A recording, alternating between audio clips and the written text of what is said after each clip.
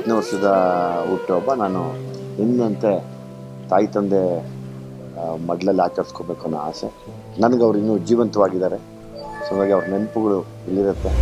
ನಮ್ಮ ತಾಯಿ ಹೋಗೋ ಮೂಮೆಂಟಲ್ಲಿ ನಾನು, ಕೀರ್ತಿ, ನಮ್ಮ ಅಕ್ಕದಿರು ಎಲ್ಲ ಒಟ್ಟಿಗೆ ಇದ್ದವರು. ನಮ್ಮ ತಾಯಿ 23 ದಿವಸ ಅವರೇನು ಸಾವು ಬದುಕಿನ ಮಧ್ಯೆ ಹೋರಾಡ್ತಿದ್ರು, ಅವಾಗ ಅದನ್ನು ತೋಡಿ ತುಂಬ ನಾವು 4 ಜನ ಮಕ್ಕಳು ಕೀರ್ತಿ ಸಮೇತ ತುಂಬ ತುಂಬ ಸಫರ್ ಮಾಡ್ತೀವಿ. ನಾವು ಅವ್ರನ್ನ ಬಿಟ್ಟಿರೋಕ್ಕೆ ಆಗಲ್ಲ. ಅಟ್ಲೀಸ್ಟ್ ಆ ವರ್ಷದಲ್ಲಿ ಬರ್ತಾ ಇರ್ತೀವಿ. ಬಟ್ ನಾನು ಹುಟ್ಟಿದ ಹಬ್ಬ ಅಂದಾಗ ನಾವೆಲ್ಲ ಸೇರಿ ಇವತ್ತೆಲ್ಲ ಅಲಂಕಾರ ಮಾಡಿದ್ದೆ. ನಮ್ಮ ಅಕ್ಕ, ನನ್ನ ತಂಗಿ, ಇನ್ನೊಬ್ಬ ಅಕ್ಕ ಕೀರ್ತಿ ಎಲ್ಲ ಸೇರಿ ಇದನ್ನ ಅಲಂಕಾರ, ಅವರು ಶ್ರದ್ಧೆಯಿಂದ ಅಲಂಕಾರ ಮಾಡಿಸಿದ್ರೆ ನಮ್ಮನ್ನು ಬಿಟ್ಟೋಗ್ತಾ ಇಲ್ಲ. ಅದು ಇಲ್ಲಿಗೆ ಹೇಳ್ಕೊಂಬರುತ್ತೆ. ಸೊ ಈ ಅಮ್ಮನಿಗೆ ಯಾವಾಗಲೂ ಒಂದು ಆಸೆ ಇತ್ತು, ಯಾವಾಗಲೂ ಹೇಳೋರು ಅವರು, ದೇವ್ರು ನಿಂಗೆ ಒಳ್ಳೇದು ಮಾಡ್ತಾನೆ, ಸುಮ್ಮನೆ ಏನಾಗಲ್ಲ, ಗಾಬರಿ ಬೀಳ್ಬೇಡ ಅಂತ. ಅದು ಹಂಗೆ ಆಗ್ತಾ ಇದೆ ನೀವು ಹೇಳ್ದಂಗೆ. ಅಮ್ಮ ಇದು ನಮ್ಮೆಲ್ಲರ ಆಸೆ. ನಾನು ನಮ್ಮ ಅಕ್ಕದಿರು ಕೀರ್ತಿ ನಾವೆಲ್ಲ ಅಂದ್ಕೊಂಡಿದ್ದು ಅಂದರೆ ನಾವೆಲ್ಲ ಅವ್ರ ಜೊತೆಯಲ್ಲಿದ್ದು ನಾವು ನಿಜವಾಗ್ಲೂ ದೇವ್ರನ್ನ ನೋಡಿದ್ದು ನಾನು ನಮ್ಮ ತಾಯಿ ನಮ್ಮ ತಂದೆಯಲ್ಲಿ ಮಾತ್ರ. ಅದು ಬಿಟ್ಟರೆ ನಾನು ಎಲ್ಲೂ ಕಾಣಲಿಲ್ಲ ನನಗೆ.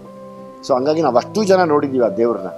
ಸೊ ಆ ದೇವ್ರನ್ನ ವರ್ಷಕ್ಕೊಂದ್ಸತಿ ಹಿಂಗೆ ಅಲಂಕಾರ ಮಾಡಿ ಎಲ್ರಿಗೂ ತೋರಿಸೋಣ ಅನ್ನೋ ಆಸೆ ನನಗೆ. ಆಮೇಲೆ ಎಲ್ಲರೂ ಇನ್ಸ್ಪೈರ್ ಆಗಲಿ ಅನ್ನೋ ಆಸೆ ಕೂಡ ಇದೆ. ಅಂದರೆ ತಾಯಿ ತಂದೆ 2 ಕಣ್ಣಿದ್ದಂಗೆ. ಅದು ತುಂಬ ಕಷ್ಟ ಅವ್ರನ್ನ ಕಳ್ಕೊಂಡ್ರೆ, ಕಣ್ಣು ಹೋಗ್ಬಿಟ್ಟಂಗೆ. ಅಂದರೆ ಚೆನ್ನಾಗಿದ್ದು ಕೂಡ್ರಾಗೋದಂಗೆ ಲೆಕ್ಕಾಚಾರ ಏನಿಲ್ಲ. ನಾನು ಅಂದ್ಕೊಂಡ್ವಿ, ನಾನು ನನ್ನ ಟೀಮು ಎಲ್ಲರೂ. ನನಗೆ ಅನಿಸ್ತು ಒಂದು ದೇವಸ್ಥಾನ ಥರ ಮಾಡಬೇಕಾದ್ರೆ ಅವತ್ತು ಬಂದರೆ ಒಂದು ದೇವಸ್ಥಾನದ ಫೀಲ್ ಆಗಬೇಕು. ಯಾಕಂದರೆ ಇವತ್ತು ನನಗೆ ಜನ್ಮ ಕೊಟ್ಟ ದಿನ ಅದು ಅವರು ವಿಶೇಷವಾಗಿ ಕಾಣಬೇಕು ಅನ್ನೋ ಆಸೆ ನನಗೆ. ಇಡೀ ಪ್ರಪಂಚದ ಕಣ್ಣಿಗೆ ವಿಶೇಷವಾಗಿ ಕಂಡ್ರೆ ಸಾಕು. ಯಾಕಂದರೆ ಇವತ್ತು ಇಡೀ ಪ್ರಪಂಚ ನೋಡುತ್ತೆ ಇದನ್ನು. ಅವರು ಪ್ರಪಂಚದ ಕಣ್ಣಿಗೆ ಅವ್ರ ದೇವರುಗಳನ್ನು ಕಾಣಿಸ್ಬೇಕು ಅನ್ನೋ ಆಸೆ. ಅದೇ ಈ 50 ಅನ್ನೋ ವಿಶೇಷಕ್ಕೇ ಎಲ್ಲ ಕಡೆ ಓಡಾಡಿ, ಚಿಕ್ಕ ವಯಸ್ಸಿಂದ ಎಲ್ಲೆಲ್ಲಿ ಓಡಾಡಿದ್ದೆ ಅದೆಲ್ಲ ಓಡಾಡ್ಕೊಂಡು ಬಂದು ನನ್ನ ಫ್ರೆಂಡ್ಸು, ಸಂಬಂಧಿಕರು ಎಲ್ಲರೂ ಮಾತಾಡಿಸ್ಕೊಂಡು ಅದನ್ನು ನೆನಪಾಗಿ ಉಳ್ಕೊಡ್ಲಿ. ಬಿಕಾಸ್ ಅಫ್ಕೋರ್ಸ್ ಇವತ್ತಿಗೆ 50 ಯಾವತ್ತೂ ಗ್ರೇಟ್. ನನ್ನ ಹೆಸರು ಇರೋದೇ ವಿಜಯ್ ಕುಮಾರ್ ಅಂತ. ಸೊ ಹಂಗಾಗಿ ಅಮ್ಮ ಸಾಯೋ ಟೈಮಲ್ಲೂ ಕೂಡ ಹೇಳೋದು, ಸಾಕಪ್ಪ ಎಲ್ರಿಗೂ ಕೇಳ್ಕೊ, ವಿಜಯ್ ಅಂತ ಹಾಕ್ಬೇಡ ಅನ್ನೋ, ಹಾಕಿದ್ರೆ ವಿಜಯ್ ಅಂತ ಹಾಕಕ್ಕೆ ಕೇಳಿಲ್ಲ, ವಿಜಯ್ ಕುಮಾರ್ ಅಂತ ಫುಲ್ ಹೆಸರು ಇಟ್ಕೊಪ್ಪ, ಯಾಕೋ ಇಲ್ಲಿವರೆಗೂ ತುಂಬ ಕಷ್ಟ ಅನುಭವಿಸ್ತಿದ್ದೆ, ಇನ್ಮೇಲಾದರೂ ಚೆನ್ನಾಗಿರುವಂತೆ ಇದ್ರು. ಆ ಹೆಸರನ್ನ ನಾನು ವಿಜಯ್ ಕುಮಾರ್ ಅಂತ ಅನೌನ್ಸ್ ಮಾಡಿದೆ. ತಾವೇ ಅದು ನನಗೆ ಅದೆಲ್ಲ ಹೆಲ್ಪು ಮಾಡಿದ್ರು ಕೂಡ. ಅವ್ರು ಹೇಳಿ ಅದನ್ನು ತೀರೋದ್ರು. ಬಟ್ ನನಗೆ ಆ ಗೆಲುವು ಸಿಗ್ತಾನೆ ಇದೆ. ಒಂದು ಸರ್ತಿ ಹೀಗೆ ಮೈಸೂರಿನಲ್ಲಿ ಬಿಡಿಸಿದಾಗ ಒಬ್ಬರು ವಯಸ್ಸಾಗಿರೋರನ್ನ ಬಿಡಿಸಿದ್ದೆ. ಅವ್ರಿಗೆ ಕ್ಯಾನ್ಸರ್ ಇತ್ತು. ಅರೌಂಡ್ 68 ಇಯರ್ಸ್ ಏನೋ ಅವ್ರಿಗೆ. ಸರಿ, ಅವ್ರನ್ನ ಬಿಡಿಸಿದಾಗ ನಮ್ಮ ತಾಯಿನ ಕರ್ಕೊಂಡೋಗಿ ನಿಲ್ಸ್ಕೊಂಡೆ ನಾನು. ಅವರೆಲ್ಲ ನಮ್ಮ ತಾಯಿಗೆ ಕೈ ಎತ್ತಿ ಮುಗಿದ್ರಮ್ಮ, ನಿಮ್ಗೆ ಒಳ್ಳೇದಾಗಲಿ ಅಂತ. ನಮ್ಮಮ್ಮ ಅಂದರು, ನನಗೆ ಬೇಡಮ್ಮ, ಇವ್ನಿಗೆ ಒಳ್ಳೇದಾದರೆ ಸಾಕು.